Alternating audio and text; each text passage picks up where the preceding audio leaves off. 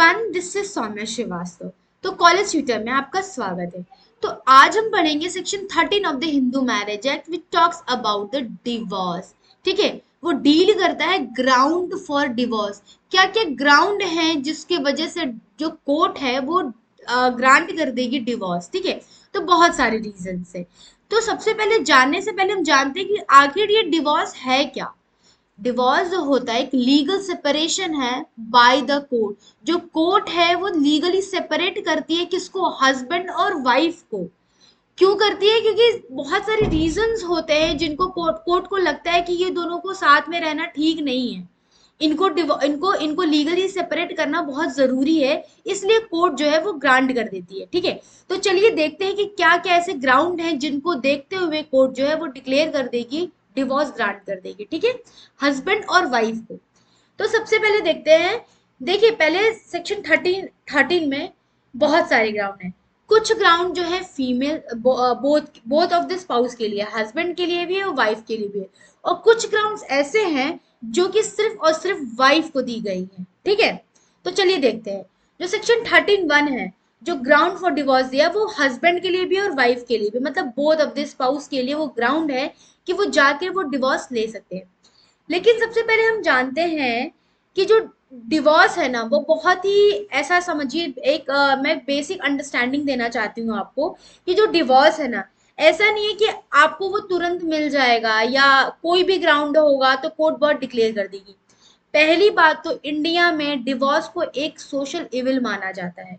Social evil क्यों माना जाता है? क्योंकि उनको लगता है कि जो एक होती है ना शादी, जो मैरिज होती है ना, एक इंस्टीट्यूशन होती है। Marriage is a institution. तो वो इंस्टीट्यूशन को ब्रेक पहले नहीं करना चाहती। अगर आप शादी टूटेगी तो एक फैमिली टूटेगी, और फैमिली टूटने के बाद एक जो होता है ना, एक सोसाइटी का जो फाउंडेशन होता है वो भी टूटता है। सोसाइटल कंटिन्यूअस हमारी कम होती है। तो इसीलिए बहुत जल्दी नी ग्रांट होती है। एक बहुत प्रोसेस होता है। जब आप मीडिएशन वगैरह करोगे तो आपको पता चलेगा। As per the law students को पता होगा कि एक प्रॉपर जो होता है ना, एक प्रोसीजर होता है डिवोर्स का, मीडिएशन होता है। क्योंकि हम इतना जल्दी ना, जो कोर्ट होती है वो ग्रांट नहीं कर देती, बहुत सारे प्रोसेस को गुजरना होता है कि जिससे लगे कि नहीं, शादी को पहले कोर्ट बचाती है। जैसे कि पहले तो वो जुडिशियल सेपरेट करती है। उसमें क्या होता है कि लीगली वो सेपरेट नहीं होते, वो जुडिशरी सेपरेट करती है। अगर वो फिर भी साथ नहीं रह, अगर 2 साल हो जाता है जुडिशियल सेपरेशन में भी, देन उसको डिवोर्स मिल जाता है। ठीक है, बट कोर्ट ये चाहती है कि जो मैरिज है उसको बचाया जाए। ठीक है, तो सबसे पहले अब आते हैं सेक्शंस पे। ठीक है, जो सेक्शन 13 क्लॉज 1 है, वो देखे तो बात कर रहा है ground for divorce available to both husband and wife. ठीक है, तो जो मैरिज है वो डिसॉल्व हो जाएगी by the degree of divorce, अगर कुछ ये जो फॉलोइंग ग्राउंड्स दिए हैं आपको सेक्शन 13 में। ठीक है, तो चलिए देखते हैं। सबसे पहला पॉइंट क्या कहता है, एडल्ट्री। एडल्ट्री का मतलब क्या आता है, होता है voluntary sexual intercourse with someone others than spouse. ये जो वर्ड है ना, वॉलेंटरी, ये बहुत इंपॉर्टेंट है। अगर कोई भी स्पाउस, हस्बैंड या वाइफ, अगर सेक्सुअल इंटरकोर्स में इन्वॉल्व है अपने स्पाउस के अलावा, तो वो अडल्ट्री में आएगा। ये वॉलेंट्री यहाँ पे क्यों है? अगर मान लीजिए कि सेक्सुअल इंटरकोर्स में कोई शामिल है रेप के द्वारा, तो वो उसका उसकी इच्छा नहीं है, वहां पे वो वॉलेंटरी नहीं है, फिर वो अडल्ट्री का ग्राउंड नहीं बनेगा, वो रेप का ग्राउंड बनेगा, और वो डिवोर्स का भी ग्राउंड नहीं बन सकता। ठीक है, इसलिए जो वॉलेंटरी है ना, कि अगर कोई इच्छा से, अपने इच्छा से कोई सेक्सुअली इंटरकोर्स में इन्वॉल्व है किसी और के साथ अदर देन स्पाउस, तो वो अडल्ट्री का ग्राउंड है, और वो डिवोर्स का ग्राउंड भी हो सकता है। डिवोर्स का ग्राउंड हो सकता है। ठीक है, उसके बाद आता है सेक्शन पॉइंट 2, जो आपका है क्रूएलिटी। क्रूएलिटी जो है ना, बहुत इसका वाइडर एम्बिट है। ठीक है, वाइडर एम्बिट। क्योंकि क्यों इसका वाइडर एम्बिट है? क्योंकि क्रुएलिटी जो है ना, सिर्फ मारना पीटना हस्बैंड को नहीं होता, या वाइफ को मारना पीटना नहीं होता। उसका एम्बिट इतना वाइड है कि वो मेंटल क्रुएलिटी भी होता है, फिजिकल क्रुएलिटी भी हो सकता है। मतलब कि आप अपने स्पाउस को मेंटल ट्रॉमा दे सकते हो, मेंटल क्रुएलिटी कर रहे हो उसके साथ। ठीक है, तो वो क्रुएलिटी का ग्राउंड हो जाएगा। हो सकता है फिजिकल में मारना, हो सकता है मेंटल क्रुएलिटी में धमकाना, या हम थ्रेट कर रहे हैं किसी चीज के लिए, तो ये बहुत वाइडर एम्बिट है। तो क्रुएलिटी जो है ना आपका ग्राउंड हो सकता है डिवोर्स का, ठीक है। उसके बाद हम आते हैं डिजर्शन। जो डिजर्शन का मतलब क्या होता है ना, लेफ्ट मतलब छोड़ देना, ठीक है। अगर मान लीजिए कि जो स्पाउस है वो अपने पति को डिजर्ट कर दिए, कितने साल से, 2 साल से कंटिन्यूअस पीरियड से वो छोड़ दिए, तो वो क्या ग्राउंड बन जाएगा, डिजर्शन का हो जाएगा, ठीक है। तो वो किसी भी कारण, मतलब कि कोई भी कारण वो छोड़ दिए, तो ये क्या होगा, ये स्पाउस के लिए क्या हुआ, डिवोर्स का ही तो ग्राउंड बन गया, डिवोर्स का ग्राउंड बन जाएगा फिर। इसके बाद आता है कन्वर्जन। कन्वर्जन मतलब ये कि आपको मैंने बताया था कि अगर रिकन्वर्जन और कन्वर्जन क्या होता है, मैंने जब पढ़ाया था आपको, तो कन्वर्ट मान लीजिए कि कोई अपने रिलीजन को ही कन्वर्ट कर दिया। मान लीजिए कोई हिंदू है वो मुस्लिम में हो गया, कन्वर्ट कर लिया, तो ये भी जो है ना आपका एक ग्राउंड हो जाएगा, किसमें, डिवोर्स के लिए ग्राउंड बन जाएगा। फिर आता है अनसाउंड माइंड। अनसाउंड माइंड का मतलब ये है कि जो पर्सन है वो ना साउंड माइंड का नहीं है, वो मेंटल फिट नहीं है, ठीक है, और मेंटल डिसऑर्डर से वो सफर कर रहा है। तो जो स्पाउस है ना, बोथ ऑफ द स्पाउस, अगर कोई भी अनसाउंड माइंड का है, वो, और वो अनसाउंडनेस ऑफ माइंड है ना, जो वो क्या है, कि इनक्योरेबल है, मतलब कि वो ठीक होने वाला नहीं है, तभी वो ग्राउंड बनेगा डिवोर्स का, ठीक है। उसके बाद आते हैं लेप्रोसी। ये लेप्रोसी क्या है, एक ये डिजीज है, ठीक है, डिजीज है बेसिकली, और ये डिजीज होती है जो सफर वो क्या होता है कि वो इनक्योरेबल होता है, वो क्योर नहीं हो सकता। ये एक डिजीज है, एक बेसिकली जहां तक मुझे नॉलेज है कि स्किन की डिजीज होती है लेप्रोसी, तो ठीक है। तो ये जो होता है ना इनक्योरेबल होता है, वो क्योर नहीं हो सकता है, तो ये ग्राउंड बन सकता है डिवोर्स का, ठीक है। उसके बाद आते हैं वनरेबल डिसीज।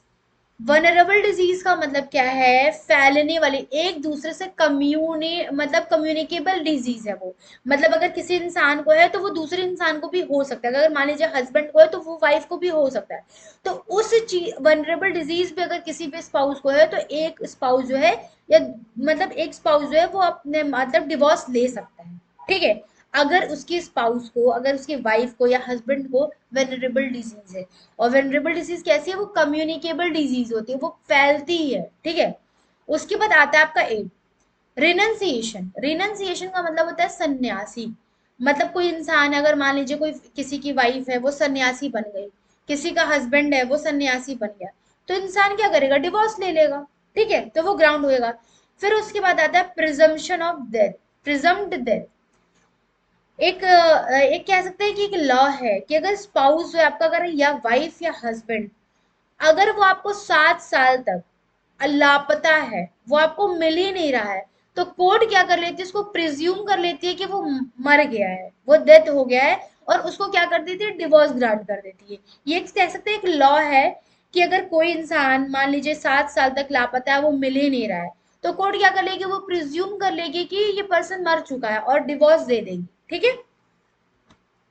तो सेक्शन 13A क्या था, सेक्शन 13A, जो 13A था आपका, उसमें क्या था कि इधर party can seek a divorce, there is a no resumption of cohabitation after degree of judicial separation from 1 year, there is a no restitution of a conjugal right for 1 year after the degree, ठीक है।